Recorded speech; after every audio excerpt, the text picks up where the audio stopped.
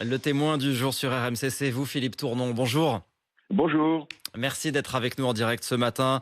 Je le disais, on vous a connu pendant plus de 20 ans, attaché de presse de l'équipe de France de Oui, football, mais votre première carrière, vous l'avez faite au journal L'Équipe, oui. journaliste sportif, notamment dans les années 60-70, au moment où le roi Pelé brillait sur les terrains.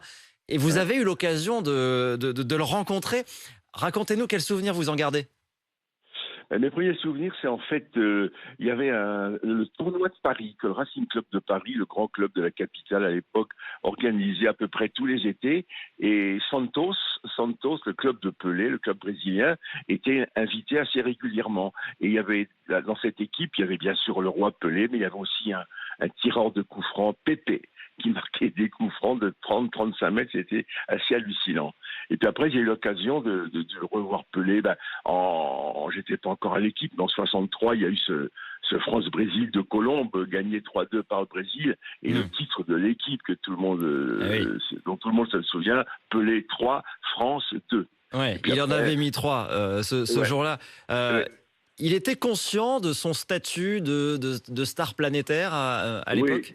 oui, il ne pouvait pas ne pas en être conscient. Je me souviens aussi de cette journée de 71, je crois, où il était en visite à Paris avec un programme de ministre, et l'équipe m'avait envoyé m'a dit tout de suite, tu ne le quittes pas, tu parles de la belle affaire. Il n'y avait pas de convoi pour la presse, il n'y avait rien, donc j'avais réquisitionné Pierre, mon petit frère, et dans sa voiture, j'avais été l'attendre à Orly, j'avais essayé de le suivre dans un gymkhana incroyable de motos de presse qui entouraient sa voiture, jusqu'à l'hôtel au pied de la Tour Eiffel, et j'avais suivi comme ça toute la journée. Donc, c'était un garçon extrêmement simple, d'un milieu modeste, et qui n'avait surtout pas la grosse tête, mais vu l'effervescence qui entourait Hmm. chacun de ses déplacements, évidemment, il ne pouvait pas ignorer sa notoriété mondiale. On comprend qu'il se déplaçait presque comme un chef d'État. Ah, C'est exactement, la c'était première, impressionnant. c'est la première star planétaire du foot en fait, Pelé. Exactement. Et une star planétaire, à une époque, ça a été beaucoup rappelé, mais faut le souligner, où la télévision n'était pas omniprésente.